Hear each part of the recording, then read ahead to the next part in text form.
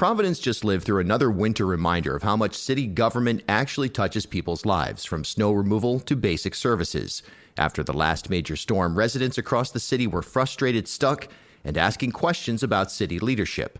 Now, State Representative David Morales is mounting a primary challenge to Mayor Brett Smiley, positioning himself in a progressive grassroots lane that echoes the kind of insurgent campaigns we've seen in places like New York. Morales just released a detailed snow removal plan of his own, a direct response to what he says is a failure of leadership. The question is, can grassroots energy turn into a real coalition strong enough to unseat an incumbent mayor? That's what we're digging into today. Bartholomewtown. And welcome into Bartholomewtown, where we are brought to you in part by the University of Rhode Island Online. Are you ready to take the next step in your career? At URI Online, they offer business and leadership-focused programs designed to fit your life. Whether your goal is to advance your career in fields like public administration, supply chain management, or training and development, their online programs provide the flexibility you need with a high-quality education you deserve. Learn from experienced faculty and collaborate with a network of professionals, all from the comfort of your home or wherever life takes you. Visit uri.edu/online to explore programs and start building your future today. URI Online. Learn anywhere with us. Welcome into Bartholomewtown. I'm Bill Bartholomew. So here we are. It is definitely election season. And what's been interesting, we've obviously had State Representative David Morales on the show a zillion times. We've had Mayor Brett Smiley on the show a zillion times.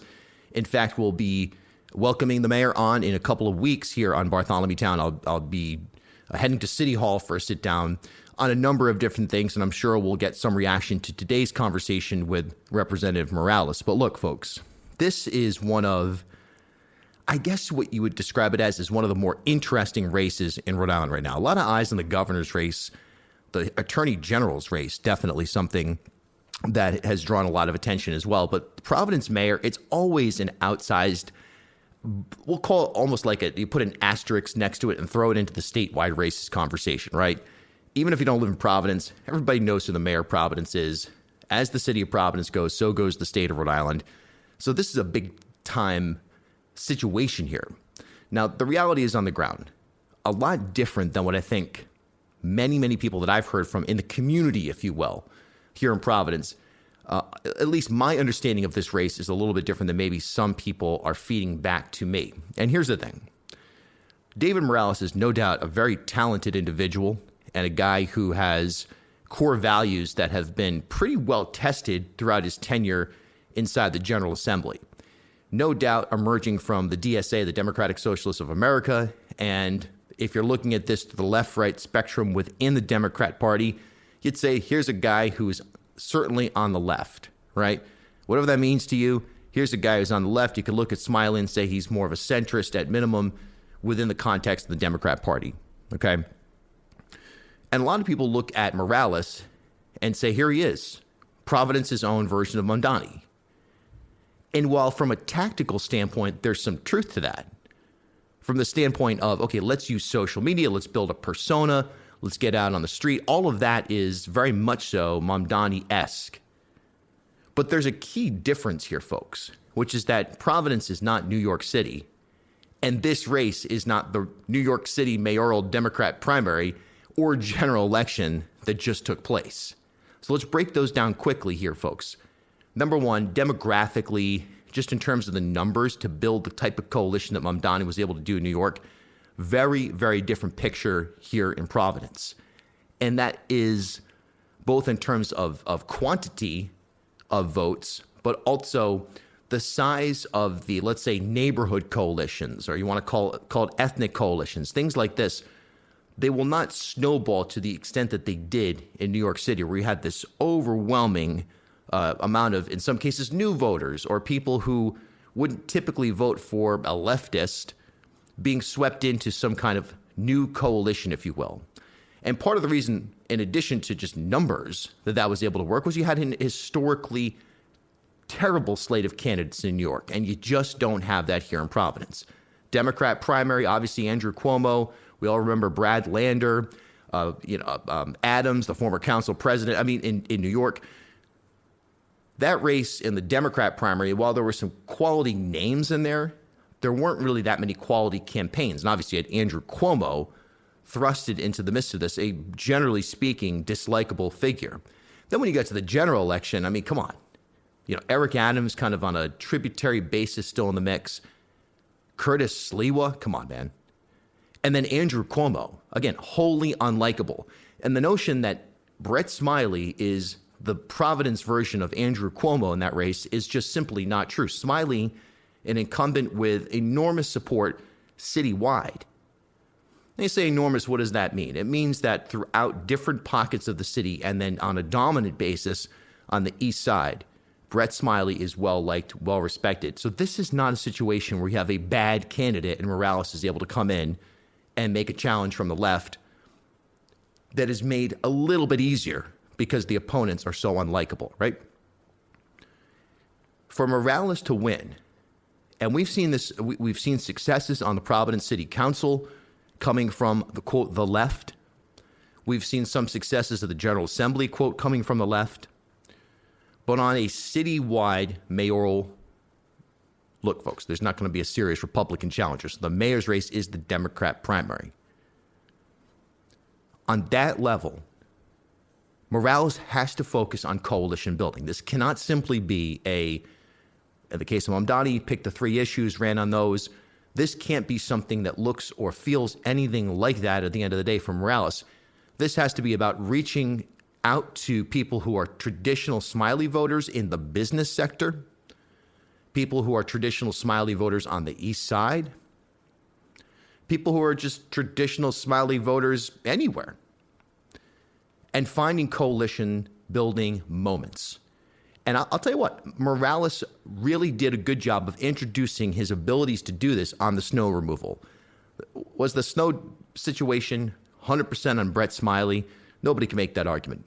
But you never want to get beat on weather. And on this one, Smiley got beat on weather. And the reason he really ended up getting on this little tussle within this race, if you will, at least for now, kind of backed into a corner a little bit, is that David Morales did something that is not a leftist maneuver. It's not a Democrat socialist maneuver. It's not a progressive maneuver. Hell, it's not even a Democrat maneuver, which has come out with a robust, detailed snow removal plan a couple of days after the outcry about Smiley's efforts became a top story on a statewide and regional basis. Morales comes out with an actual plan that includes things like real-time maps for plows, hiring more seasonal workers, shoring up more contractors. These are the types of tangible programmatic changes that will resonate with the types of voters that Morales needs to court in order to build the coalition that he would need to unseat Smiley come September. Does that make sense? A little bit of a roundabout way of saying David Morales needs more than just progressive voters if he's going to win this thing. And we'll talk to him about how he's going to do that coming up in just a matter of moments here on Bartholomewtown. Again, Smiley will join me in a couple of weeks here on the podcast live from City Hall. And we are brought to you in part, not only this episode, but our series in general of episodes every Tuesday and Thursday, wherever you get podcasts, weekends on WPRO. We're brought to you by Navigant Credit Union. As Rhode Island's first ever member-owned credit union, Navigant Credit Union has been a staple in the local business community for more than 108 years. Today, Navigant is a $3.4 billion institution serving more than 136,000 members across 25 physical branch locations. But since its founding in 1915, the mission has never changed. Navigant Credit Union's team of financial professionals have remained committed to improving the financial well-being of the families, businesses, and communities they serve across Rhode Island. Learn more at navigantcu.org. All right, I'm Bill Bartholomew. It's Bartholomewtown. Now my conversation with State Representative and Providence Mayor candidate David Morales. Representative Morales, thanks for making time to be back here on the podcast. Always a pleasure. Always happy to see you, Bill. So thank you for having me on. Of course. Let's talk about the snow removal. Look, I think a lot of residents looked out their window, saw the big storm, and to an extent, there's always a built-in forgiveness or understanding when it comes to any kind of weather-related cleanup or city services. But as time went on, it became pretty clear that snow removal in the city of Providence was way below the standard that even the mayor admitted was acceptable. In response, you put forth an entire snow removal updated plan that included things like real-time maps, kind of like what you see with Rhode Island Energy when the power goes out, seasonal workers, so on and so forth. But to me, why this matters, it was a major step in coalition building and saying, hey, here's a city services functionality of government problem that I want to put forth a solution for that has nothing to do with, I don't know, the DSA or Mamdani or being progressive or anything like that. This is just city services stuff that's going to be required to win this race. What went into developing this, and why was it important to you to come out with something that is city service oriented in terms of a major policy position? Well, unfortunately, the Smiley administration's response to snow removal has been disastrous, as we've had neighbors that have been especially frustrated with the fact that their side streets went unplowed. We've watched as students have literally had to walk on the road to get to school. And then you have bus stops that are still covered by snow, and a lack of urgency to ensure that our neighbors, especially those with mobility issues, are actually able to get around the city. And this goes back to the basic function of what municipal services mean. City services is about making sure that our roads are in decent conditions. It's about making sure that we have allocated the funding necessary. So when there are weather-related issues, whether it is flooding, whether it is now related to a snowstorm, that we are adequately prepared to meet the moment and make sure that our neighbors are able to still get from point A to point B without feeling unsafe. About making sure that city services are still able to function properly. And what we saw the last 2 weeks, I believe, has been a case of having unqualified administrators in charge of a department that does such critical work. The fact that we have a director of public works that has very little experience in a background around city services, I think speaks volumes to the results that we're seeing now. And a lot of this ties back to why I'm running for mayor. And that is about guaranteeing that working people in our city, that is about guaranteeing that our neighbors that call Providence home can have the reassurance that we're going to be able to deliver on basic city functions while also having a progressive vision as to how we address the housing crisis. And you mentioned something there that I think is important as well, which is to mention the DPW director. And I want to get back to your larger point in just a moment. But look, it is true. Patricia Coyne-Fake was head of the ACI, and then kind of out of nowhere, all of a sudden, just one of those appointments in the Smiley administration that she became DPW director. Look, I don't know offhand if she has enormous experience with trucking and with logistics and things like this. I have no idea. Maybe she herself grew up as a ride along with, maybe her dad ran a DPW. I have no idea. I don't know if this is totally new, and I think it's important to say that. But what we do see is, like you said, a different picture of city government or bureaucracy. Sometimes it comes into focus when we have a crisis. We saw that at Brown University with the police chief removed immediately after the capture of the individual who committed those heinous acts on campus. So you start to reveal what city government actually looks like. So you're saying that you're not satisfied not only with the plan, but the personnel and sort of the orbit of people that are right now making decisions in Providence. Is that fair to say? Absolutely. I mean, I think what we have seen the last several weeks is a lack of preparation and a lack of qualified administrators that would have otherwise been better prepared to actually handle and manage city services. And that something like this goes back to the ways in which we communicate to the public. How we communicate to the public in terms of when they can have the reassurance that their side street is actually going to get plowed, or being able to provide them with real-time transparency as to what a DPW truck is responsible in contrast to a contractor. These details matter. And these details especially matter because all of this is a reflection of our taxpayer funds. All of this is a reflection of how we are utilizing the funding that is readily available to make sure we are executing a plan that's going to benefit our neighbors. And as I said before, I think this snow response plan from the Smiley administration was disastrous. Our campaign put forward a plan that actually spelled out how we would adopt best practices seen in other cities and towns similar to Providence, like Rochester, New York, where they have real-time maps that inform neighbors as to what progress has been made. We also incorporated the importance of communication and transparency to let our community know what a potential timeline looks like to ensure that our streets are going to be safe. Safe to travel, safe to walk through, and at the same time being thoughtful about something as critical as a parking ban. I think one of the areas that we saw very early on when it came to this snow response was how quickly they lifted the parking ban. I mean, the fact is, we still had certain bus routes that were unable to pick up kids and get them to school because the roads still had not been plowed.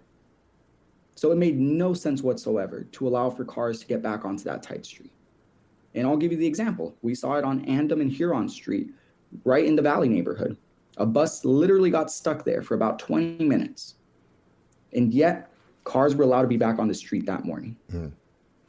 Yeah, and we think to the December debacle of yesteryear here in Rhode Island, which was a major crisis that really, the city and frankly the state actually got caught off guard with a winter storm. It feels like a moment where, it's been obviously climate change induced in part, weather pattern in part, random in part, whatever the case is. Snow has been less prevalent in this area for several years now, but it's New England, and we're going to have major snowstorms with frequency. We're going to have major weather-related events more and more frequently because of climate change, because of shifting weather patterns, and because of infrastructure. Would that be a top priority for you, shoring up infrastructure and response? Is it fair to say that's a priority of the Morales campaign and potential administration, shoring up personnel, infrastructure, and everything that goes into responding to any external crisis, let's say? Absolutely. The Department of Public Works is such a critical piece of city services. I mean, that is ultimately how we ensure that we're repairing roads in a timely manner. That is the question of whether or not our sidewalks get repaired. It becomes the direction as to how we repair our stormwater infrastructure system. And I think for what we have been seeing over the last several years is a shift away from seasonal personnel and staffing to just outsourcing and contracting services that otherwise should be done by in-house DPW personnel. And that's why in our plan, we highlighted the importance of prioritizing seasonal staff as opposed to growing overly reliant on the means of contractors. Yeah, I think that's a major shift right there, expanding government, if you will, personnel versus relying on external forces. We could go on about that same parameter in a number of different areas. I mean, the Washington Bridge, for example, this is a common theme. Generally speaking, are you in favor of having more personnel on government payroll versus contractor usage across the board, not just in DPW related things? Do you think that's something that government should do here in Providence, have more people on staff for any number of issues? I would certainly say so. I think there's a lot to be said about being conscientious of the amount of full-time employees we're able to staff up just given our budget. But nonetheless, we have seen that when we have in-house personnel, there is an improvement in services as opposed to having to be outsourced. I often hear from neighbors that have called Providence home for decades that tell me how trash removal was much better when it was done in-house as opposed to what we see now with waste management. A lot of our neighbors feel underwhelmed by the services that they receive from waste management. And the reality is, again, we have a contract that I do not think is fair enough to the working people in our city. I think waste management has to be held accountable when they continue to have cases of delays, or they miss our neighbor's trash, or they essentially break one of our neighbor's bins because it just comes crashing down, or they allow the bin to stay in the middle of the street. I think there's something to be said about ensuring that waste management is responsible for allowing our neighbors to dispose of their mattress free of cost, as opposed to the process that exists now where you have to pay $27 and bag it up. Let's talk about a couple other things here before we wrap today. Number one, Plant City announcing that they're closing their Providence location. Look, they've been a controversial business for reasons of what I would call kind of self-inflicted wounds. Their opposition to the bike lane as it was previously constituted has drawn a lot of ire from both transit activists and advocates and others as well. At the same time, the place was an anchor tenant of an area that is so critical to the future of Providence, the 195 redistricting land by the Michael Van Leesten pedestrian bridge. Now you have an empty space. And I go down there all the time. I've said this 1,000 times on the show, so people probably can't stand me saying what I'm about to say anymore. But I go down there all the time at night, especially in the warm weather, and walk around. And you better like looking at swans. I do. I like seeing the swans and their family and everything. That's about all there is to do. It's one of the most boring areas outside of that. And now a major tenant leaving the 195 area. How do we inject life into the city of Providence, particularly at night, And why do you think Plant City is closing? Do you think it's the Washington Bridge or is it something else? Well, let's remember that we have more than enough opportunity just in terms of the creative entrepreneurs and creative artists that live in our city, that we can bring life to any part of Providence. It just requires layers of investment and coordination. If I was mayor now, one of the immediate actions I'd be taking is being in contact and communication with the landlord to start talking through what thoughts are in terms of the future of that space. Because we have seen that it could be established as a food hall. Plant City showed us that they have the capacity to be able to treat their facility to be a cafe, a restaurant, and essentially a food hall. I think there's something to be said about how we bring local entrepreneurs into that space. Who is to say that we can't have a partial art gallery inside? We have more than enough talent right here in our backyard to be able to tap into it and reach an agreement with the respective property owner to make that reality possible. So I think it's a shortage of imagination and a lack of proactive planning that essentially leads to vacant storefronts. It leads to vacant spaces. And it diminishes the experience for a lot of working people in our city who go to different spaces, whether it's in downtown or some of our neighborhoods, and they feel underwhelmed because the commercial corridor is not as lively as it should be. And this is just another example of that. And I believe very strongly that as long as we provide our local entrepreneurs and creative artists with the opportunity to have access to brick and mortar and have a shared contracted lease agreement, there is so much that we can accomplish. Yeah, I could not agree more with that assessment right there. And it's unbelievable to me as somebody on the ground, as I know you are as well in Providence, through a lot of different circles. In your case, you were just at my building, a major event, an anti-ice event that took place in a DIY venue in my building. And this is why it was so frustrating when Hasbro left too, because you're looking around, at this level and you're going, wow, there's a lot of talent here. I'm not saying 1 + 1 = 2 and you keep Hasbro. I'm just saying that it seems like the creative class is not engaged at all in what is supposed to be the creative capital. When we do engage with creatives, it feels like it's institutional, big number, big salaried kind of programming, nonprofits, things of this sort, and not the person who's doing something incredibly wild that needs a place to share that and put Providence on the map potentially. So I completely agree with that assessment. And I'm glad you say that, Bill, because I also want to mention the fact that this past week, we saw Rhode Island Commerce Corporation approve $600,000 worth of subsidies to the new owners of Atlantic Mills. When I hear that number, $600,000, imagine how much could be accomplished if a layer of that amount in terms of a subsidy could be granted and divided out to local entrepreneurs and creative artists that are seeking brick and mortar spaces or seeking to renovate and improve their own artist spaces. There's so much that can be accomplished. But unfortunately, the attention tends to go, to your point, those around larger salaries and larger institutions like Hasbro. There was so much attention, there were so many subsidy packages that were actively being prepared to support Hasbro. Yet we don't have that same level of urgency when it comes to supporting our own local talent. Yeah, it's completely wild. All right, last area here, and this is not to suggest that it is something worth burying, but look, ICE activity is happening in Providence. We know it's happening at courthouses. We know it's happening beyond that, but we have not seen the type of incursion that Minneapolis just experienced or Los Angeles or anything of that sort yet. However, it is fair to say, and it is totally reasonable to say, that Providence could receive some version of what we saw in Minneapolis. As mayor, how would you respond if ICE troops, let's be clear, if ICE troops were deployed in Providence? We would already start coordinating with our city solicitor's office to explore the avenues of prosecuting rogue ICE agents that violate our sanctuary city laws. We saw the district attorney in Philadelphia take an approach. And when they started putting forward lawsuits against ICE agents in addition to the Department of Homeland Security, some of that activity started fading away. Legal action does lead to results. We need to pull every lever of government possible, including right here at the local level, to protect our neighbors from the terror of ICE. So almost immediately, and that planning would start now.